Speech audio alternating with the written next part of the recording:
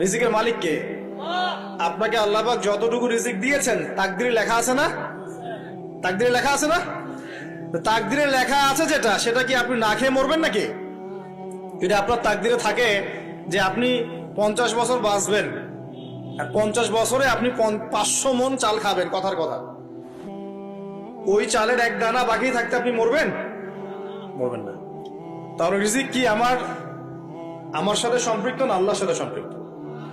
এই বিশ্বাসটা করতে হবে। তো দাড়ি রাখলে কি মেয়েরা পছন্দ করবে না নাকি? বলেছে যে বিয়ে করবো না দাড়ি রাখলে, এমন কথা বলেছে?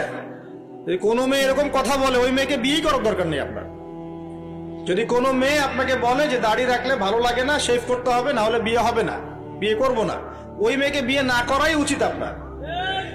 ওর তো মানে আপনাকে বিয়ে করার যোগ্যতাই হয়নি, ওর তো যোগ্যতাই হয়নি আপনাকে বিয়ে করার। সে তো দাড়ি নিয়ে প্রশ্ন তুলছে। যে মেয়ে বলবে যে নবীর সুন্নত আছে এজন্য আপনাকে পছন্দ করি, তখন বুঝবেন যে হ্যাঁ, এই মেয়ের মধ্যে ভালো কিছু আছে। যেই মেয়ে দেখবে যে আপনি নামাজি কিনা, যেই মেয়ে দেখবে আপনি নামাজি কিনা, দাঁড়িয়ে আছে কিনা, ইমানদার কিনা, দিনের জন্য কিছু করেন কিনা, হালাল খান কিনা, ওই মেয়ে ইনশাল্লাহ আপনার ঘরে শান্তি দিবে। আর যেই মেয়ে আপনাকে দেখবে আপনার কত বড় সম্পত্তি, কতটা বড় জমি, কত বড় চাকরি, সুদ খান কিনা ওর কোনো আসা যায় না, টাকা হইলেই হইল, এগুলোকে ঘরে ঢুকালে অশান্তি অশান্তি। কি চাচ্ছেন, শান্তি না অশান্তি? নবী সাল্লাল্লাহু আলাইহি ওয়াসাল্লাম বলেছেন, দিনদারিতা দেখে মেয়েদেরকে বিয়ে করো। কি দেখে? একই বিষয় ছেলেদের জন্য মেয়েদের জন্য সেম।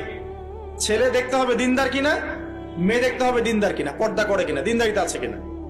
দুনিয়ার এই ছোটখাটো বিষয় যদি দেখেন, তুচ্ছ বিষয়গুলো, একদিন না একদিন আপনি পস্তাবেন কিন্তু। আর যদি আপনি দিনদারিতা দেখেন, ইনশাল্লাহ আপনি কোনোদিন পস্তাবেন না ইনশাল্লাহ। আল্লাহ পাক তৌফিক দান করেন। আমিন। এটা একটা বড় সিদ্ধান্ত জীবনের। এই সিদ্ধান্তে যদি ভুল করে ফেলেন, সারা জীবন পস্তাতে হবে। অতএব এখানে বেশি আবেগে ফ্যান্টাসিতে ভুগবেন না। ঠান্ডা মাথায় দিনদারিতাকে অগ্রগণ্য করে আপনি ছেলে দেখবেন বা মেয়ে দেখবেন ইনশাল্লাহ। আর গার্ডিয়ান যারা পরিবারের পিতামাতা আছেন, তাদেরকেও বলবো, দুনিয়ার এই বিষয়গুলোকে বেশি প্রাধান্য দিতে যাবেন না। কত বড় চাকরি করে, কত বড় জমির মালিক, কত বেশি টাকা, এগুলো পরের বিষয়। আগের বিষয় হচ্ছে আপনার ওই জামাই দিনদার কিনা, আগের বিষয় হচ্ছে তার মধ্যে ইসলাম আছে কিনা, শুরুর বিষয় হচ্ছে আপনার ওই মেয়ের মধ্যে দিনদারিতা আছে কিনা। এটা নসিহত করে গেলাম। যদি আপনি বুদ্ধিমান হন, তাহলে আমার নসিহত গ্রহণ করবেন, না হলে কিন্তু সারা জীবন পস্তাতে হবে। যারা বেদিন জামাই বিয়ে করেছে আর বেদিন মেয়ে বিয়ে করেছে, তারা বুঝবে যে আমার কথার মর্ম কতটুকু। তারা এখন ইচ্ছা করেও লাইনে আনতে পারছে না। পারছেন? ওই যে বলছে বিয়ের পরে ঠিক